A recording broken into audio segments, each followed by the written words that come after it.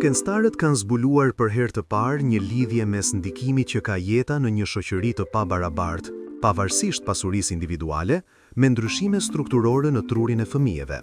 Studimi që përfshiu mbi 10.000 të rinj në SBA zbuloi ndryshime në zhvillimin e trurit të fëmijëve nga familje të pasura dhe ato me të ardhura të ulta, të cilat jetojnë në zona me pabarazi të lartë.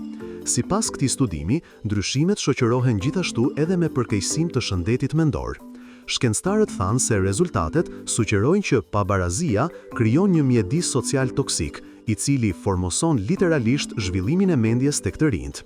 Ekspert nga King's College në Londër, Universiteti i New Yorkut dhe ai Harvardit analizuan imazhet e skanuara nga 10.071 fëmijë të moshave nga 10 në 17 vjeç në SBA. Ekipi i studiuesve përllogariti pabarazin duke matur shpërndarjen e të ardhurave në shoqëri.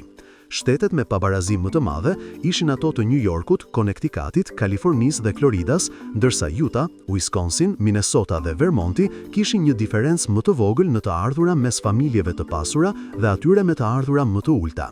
Duke analizuar imazhet e skanuara të trurit të fëmijëve, kërkuesit studiuan sipërfaqen dhe trashësinë e regjoneve të ndryshme të korteksit, shtresa e jashtme me rrudha e trurit, përfshi zonat që lidhen me kujtesën, vëmendjen, emocionet dhe gjuhën.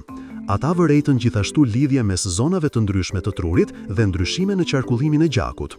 Studimi zbuloi se fëmijët që jetojnë në zona me pabarazi më të lartë kishin një sipërfaqe më të reduktuar të korteksit dhe ndryshime në lidhjet mes zonave të ndryshme të trurit, pavarësisht rrethanave individuale, si të ardhurat e secilës familje apo arsimimi. Studiuesit analizuan gjithashtu mënyrën se si këto ndryshime në tru mund të ndikojnë në shëndetin mendor.